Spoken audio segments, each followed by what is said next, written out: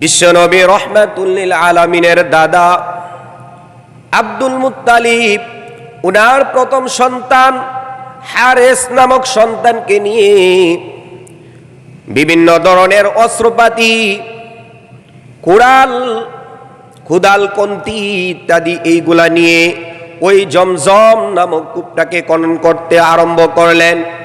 Abdul Muttalib ওই জমজম কূপের মাটিগুলা খনন করেন, আর উনার সন্তান হারিস এই খননকৃত মাটিগুলাকে দূরে নিক্ষেপ করেন। সুবহানাল্লাহ। আব্দুল মুত্তালিব তখন এই অবস্থায় পিতা এবং পুত্র যখন ওনারা এই জমজম কূপ ওনারা সংস্কার করার জন্য দ্বিতীয়বার এটাকে খনন করা আরম্ভ করলেন, তখন আব্দুল মুত্তালিব উনি মান্নত করলেন, আল্লাহ রাব্বুল আলামিন আমাকে যদি আরো 10টা সন্তান দান করে তাহলে আমি একটা সন্তানকে আল্লাহর রাস্তায় কুরবানি করব। সুবহানাল্লাহ। আব্দুল মুত্তালিব উনি মান্নত করলেন, আল্লাহ রাব্বুল আলামিন উনার এই মান্নতটাকে পূর্ণ করলেন। আল্লাহ তাআলার পক্ষ থেকে আব্দুল মুত্তালিবকে আরো 10 জন সন্তান, আগের একজন পরের আরো 10 জন, মোট 11 জন সন্তান আল্লাহ তাআলা দান করেছেন। বলেন সুবহানাল্লাহ। এখন আব্দুল মুত্তালিবের বিশাল বড় একটা শক্তি অর্জন হয়ে গেছে। 11 জন সন্তানকে নিয়ে যেখানেই যায় সেখানেই মানুষে ভয় পায়। এই কারণে সমাজের ভিতরে আমরা দেখতে পাই যার সন্তানাদি বেশি রয়েছে তার সাথে ঝগড়াঝাটি, অন্যায়ভাবে তার উপরে কেউ জুলুম নির্যাতন করতে ভয় পায়। তার সাথে যদি আমরা ঝগড়া লাগি তাহলে একে একে তার থেকে 8টা 10টা 12টা লাঠি বের হবে। সুতরাং ওই লোকটার সাথে বিনা অপরাধে তার উপরে জুলুম নির্যাতন করা যাবে না। কথা বলেন ঠিক কিনা? এই আব্দুল মুত্তালিব আল্লাহ রাব্বুল আলামিনের পক্ষ থেকে যখন 10 জন সন্তান পাইলেন, আগের একজন 11 জন সন্তান পাওয়ার পরে আবার কিছুদিন পরে আল্লাহ রাব্বুল আলামিনের পক্ষ থেকে আবার পুনরায় স্বপ্নের মাধ্যমে দেখানো হয়, হে আব্দুল মুত্তালিব, এই কাবাগরের রবের সাথে তুমি যেই মান্নত করেছিলা, ওয়াদা করেছিলা, আল্লাহ তাআলা যদি তোমাকে 10টা সন্তান দান করে তাহলে এদের ভিতরে একটা সন্তানকে আল্লাহর রাস্তায় কুরবানি করবা। সুবহানাল্লাহ। এখন তোমার ওই মান্নতটা, ওই তোমার এই ওয়াদাটা তুমি পূর্ণ করো।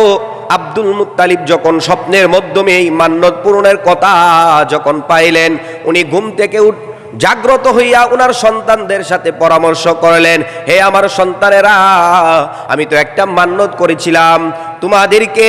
আল্লাহ রাব্বুল আলামিন এই পৃথিবীতে পাঠানোর আগে আমি মান্নত করেছিলাম, আল্লাহ তাআলা যদি আমাকে 10টা সন্তান দান করে তাহলে একটা সন্তানকে আল্লাহর রাস্তায় আমি কুরবানি করব। এখন তো আমার এই মান্নতটাকে পূর্ণ করতে হবে। আব্দুল মুত্তালিব যখন ওনার সন্তানদের সাথে এইভাবে মশওয়ারা করেন, পরামর্শ করেন, তখন সন্তানরা বলেন, ওগো আমাদের পিতা, আপনার এই কুরবানি এটা বাস্তবায়ন করেন, আপনার এই মান্নতটাকে পূর্ণ করেন। সুবহানাল্লাহ। এখন এই 11 জন সন্তানের ভিতরে কাকে কুরবানি দেওয়া হবে? সন্তানদের ভিতরে লটারি দেওয়া হইল। আব্দুল মুত্তালিব যখন সন্তানদের ভিতরে লটারি দেয় তখন এই 11 জন সন্তানের ভিতর থেকে বিশ্বনবী রহমাতুল লিল আলামিনের পিতা খাজা আব্দুল্লাহর নামটা লটারির মধ্যে এসে যায়। সুবহানাল্লাহ। এখন আব্দুল মুত্তালিব বাস্তবে এই 10 জন সন্তানের ভিতরে আব্দুল্লাহকে অত্যন্ত মায়া করতেন, মোহাব্বত করতেন, ভালোবাসতেন। আব্দুল মুত্তালিব বড় চিন্তার মধ্যে পড়ে গেলেন, আমি আমার এই 11 জন সন্তানের ভিতরে যেই সন্তানকে আমি বেশি মায়া করি, মোহাব্বত করি, ভালোবাসি, যেই সন্তানের ভিতরে আমার ওই 10 জন সন্তান থেকে এমন এমন কিছু বৈশিষ্ট্য, এমন এমন কিছু গুণ রয়েছে, যেই গুণগুলা, যেই বৈশিষ্ট্যগুলা অন্য 10 জন সন্তানের ভিতরে পাওয়া যায় না। সুবহানাল্লাহ।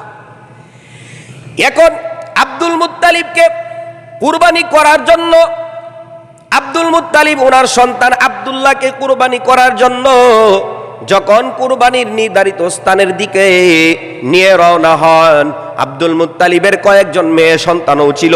এই মেয়েরা বলতেছে, না না, আমরা আমাদের প্রিয় ভাই আব্দুল্লাহকে কুরবানি করার জন্য আমরা আপনাকে দিতে পারি না। ও বাবা, ও আমার পিতা, আমাদের ভাই আব্দুল্লাহকে আপনি কুরবানি করতে পারেন না, বরং আমাদের পক্ষ থেকে একটা পরামর্শ হলো, একটা মশওয়ারা হলো, ওগো আমাদের পিতা, আপনি আমাদের ভাই আব্দুল্লাহর নাম একটা কাগজের ভিতরে লিখবেন, আর তার পরিবর্তে 10টা উটের নাম আর একটা কাগজের ভিতরে লিখবেন। লেখার পরে আবার পুনরায় লটারি দেওয়া হবে।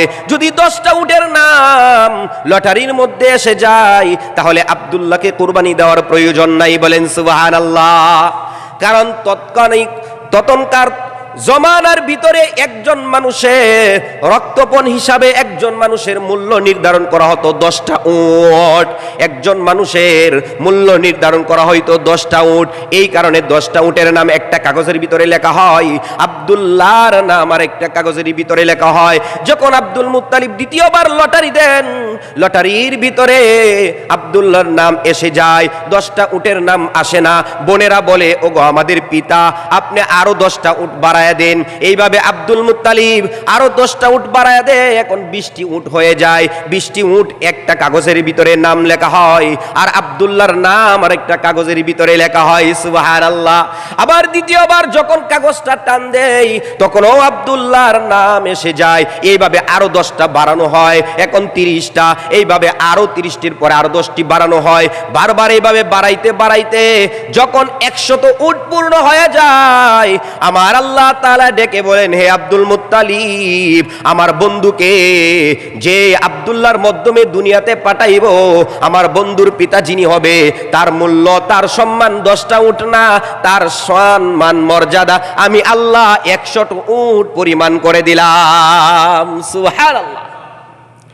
এখন 100 উটের নাম একটা কাগজের ভিতরে দেয় এবং খাজা আব্দুল্লাহর নাম আরেকটা কাগজের ভিতরে লেখে যখন টান দেয়, পরিশেষে 100 উটের নাম কাগজের ভিতরে এসে যায়। আর বোনেরা সঙ্গে সঙ্গে আব্দুল মুত্তালিবের সন্তান আব্দুল্লাহকে উঠায়া নেয় এবং আব্দুল মুত্তালিব 100 উটকে আল্লাহর রাস্তায় কুরবানি করেন। বলেন সুবহানাল্লাহ। এখান থেকে সিরাত বিশারদগণ লেখেন, আল্লাহ রাব্বুল আলামিনের পয়গম্বর বিশ্বনবী রাহমাতুল লিল আলামিনের পিতা আব্দুল্লাহ, ওই আব্দুল্লাহ থেকে একজন মানুষের মূল্য নির্ধারণ করা হয়েছে 100 উট। সুবহানাল্লাহ। তাহলে আব্দুল্লাহর শান, আব্দুল্লাহর মান মর্যাদা আল্লাহ রাব্বুল আলামিন কত বাড়িয়ে দিয়েছেন।